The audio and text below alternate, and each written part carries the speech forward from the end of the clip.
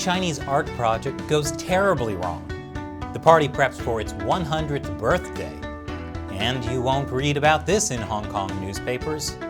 That and more on this week's China News Headlines.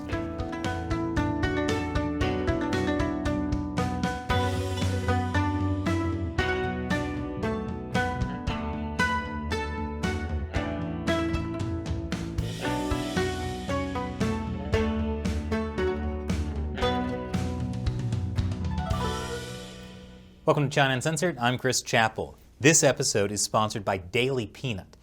The news can be a tough pill to swallow. That's why Daily Peanut gives you a daily dose of news in equal parts humor and substance. This week in China. An art gallery in Shanghai is in hot water for a recent exhibition called Campus Flowers by Chinese artist Song Ta.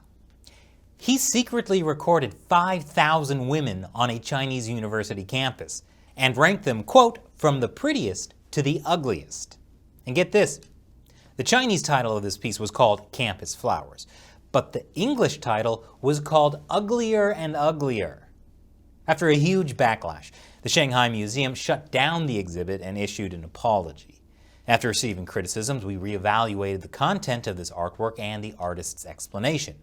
We found it disrespected women and the way it was shot has copyright infringement issues. That's because the women were filmed secretly. How dare some guy do that? In China, secretly filming people is the government's job. This actually wasn't the first time artist Song Ta displayed this piece. It debuted back in 2013, but there was no outcry. In 2019, he gave an interview to the Chinese language version of Vice about it. He and 3 assistants sorted through hours of footage and sorted the women from most beautiful to absolutely unforgivably ugly. He also said the final cut didn't include the 2 women he ranked the most beautiful. He said he kept those for himself to enjoy. That's also, part of the art? According to the New York Times, to the accusation that he was objectifying women, he responded by saying that everyone objectifies everyone else, regardless of gender. He also said he saw himself as a feminist, though he admitted to not fully understanding women's issues. You know, women's issues like men secretly recording them and ranking them based on their looks. And this wasn't even Song's first feminist art piece. This piece from 2013 is called One Is Not As Good As the Other. He ranked 30 women from beautiful to ugly and had them walk down a runway in that order. The work was part of a broader project by Mr. Song called The Origin of Inequality. Well, maybe not the origin, but certainly the continuation. Next week, on July 1st, the Chinese Communist Party will be celebrating its 100-year anniversary. And like any 100-year-old, it's decrepit and falling apart. But to make sure the anniversary goes off without a hitch, China is beefing up security, meaning they're cracking down extra hard on dissidents. Back in March, 18 of China's top security and propaganda departments jointly launched a 3.5-month special campaign to suppress illegal social organizations. State-run media Xinhua reported that over 500 illegal social organizations were identified and placed under investigation. My favorite state-run media, the Global Times, says radio signals will be blocked on the anniversary, and airport security will be extra tight. That airport security is good because, according to this new report, China tops the list of countries for most millionaires moving abroad. These millionaires must be confused. China is obviously the best country in the world. Anyone who says otherwise must have some serious problems. And if they don't, they will soon. And after the break, China should get what it deserves for the coronavirus pandemic. Welcome back. So I think it's time we talk about China's role in the coronavirus pandemic. They need to be held accountable. And by accountable, I mean they should be awarded the Nobel Prize. At least that's what Chinese Foreign Ministry spokesman Zhao Lijian believes. At a press conference, he said, the team in Wuhan should be awarded the Nobel Prize in Medicine for their research on COVID-19, instead of being criticized. Yeah, instead of criticizing China for potentially engineering a virus that killed millions around the world and spending a year covering it up, we should be honoring the contributions the Chinese regime has made to fighting the pandemic they caused. According to research from Oxford University, more than half of the 10 worst-hit countries by the coronavirus use Chinese vaccines. Keep in mind, China is not donating these vaccines. They're selling them. Unlike the US, which, for instance, just donated 2.5 million vaccines to Taiwan, tripling their promised amount. But, Taiwan's not even a country. That doesn't even count, right? There is also the slight problem with the effectiveness of the Chinese vaccines. One of their main vaccines, Sinovac, has been shown in some studies to be barely over 50% effective. And 90 countries using Chinese vaccines are now battling COVID outbreaks. In fact, the Chinese vaccines don't seem to be doing much for China either, since they just announced they're keeping COVID border restrictions in place for another year. And that's partly causing a huge backlog at Chinese ports, which means Christmas may come late this year. So, about that Nobel Prize. Earlier this week I did an episode about how the Chinese Communist Party used money and connections to influence the science on the coronavirus. And now, there's a new twist. By now you know about the badly compromised scientist Dr. Peter Daszak. He was the one largely responsible for convincing the world the coronavirus lab leak hypothesis was a conspiracy theory. He was also working with the Wuhan Institute of Virology on making coronaviruses more dangerous to humans. That was through the nonprofit EcoHealth Alliance, which studies how animal viruses can jump to humans. Well, it turns out Google has been funding EcoHealth Alliance for over a decade.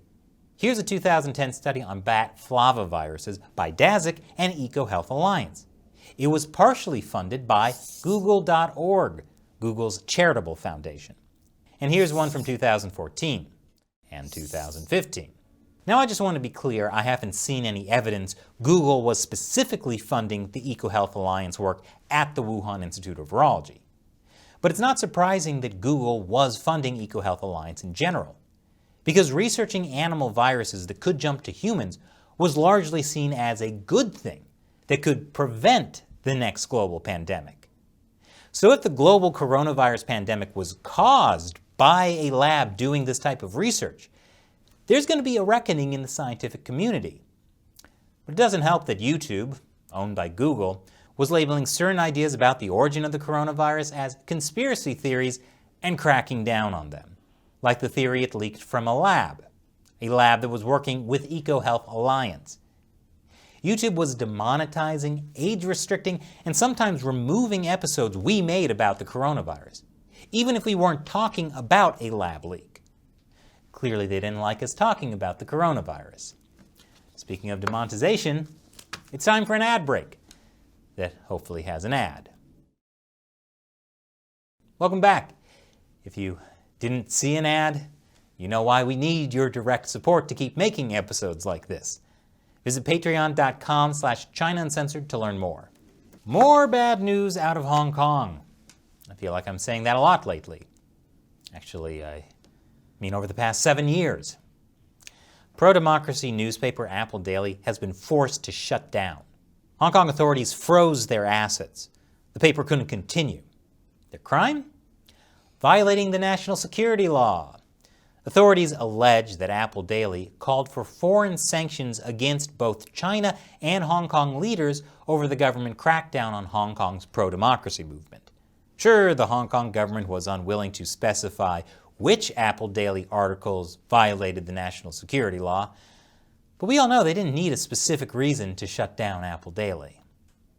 It also comes after 500 Hong Kong police officers raided Apple Daily's offices, arresting several of the staff. Hong Kong Chief Executive Carrie Lam defended those arrests and the shutdown. She said the national security law needs to have a preventative and deterrent effect. It has to have a deterrent effect if it is to achieve its objective. The objective is annihilating press freedom and making everyone too terrified of speaking up.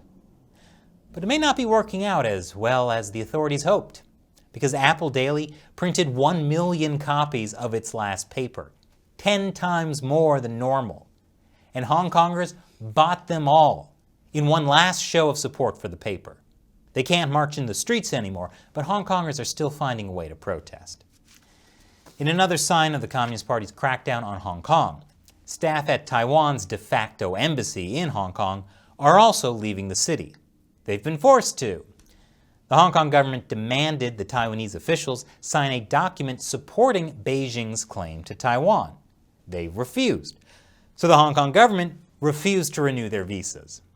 Now the Taiwan office has just one staffer left, and his visa will expire next month. And if demanding diplomats sign away Taiwan's sovereignty seems out of this world, just wait till this next story. Chinese astronauts are now living in China's first space station. The space station is still under construction, but just a friendly reminder, China's space program is run by the Communist Party's military. So this should have everyone pretty worried. All 3 astronauts are party members, and they and other space officials repeatedly credited Xi Jinping or the party for the country's feats in space. Let's see if they're still singing that tune when an alien lays an egg in their chest. And this episode is sponsored by Daily Peanut. If you want more daily news that goes beyond what we cover in our weekly headlines episode, check out Daily Peanut. It's a bunch of fast, timely news stories selected for you and available to read on your phone, tablet, or computer. Reading Daily Peanut is an easy way to filter out the noise and learn more about the world news that matters. Join more than 250,000 other readers. Education and entertainment delivered right to your inbox every morning. And the best part is, it's free. So sign up for Daily Peanut now. Use the link in the description below. I'm Chris Chappell. Thanks for watching China Uncensored.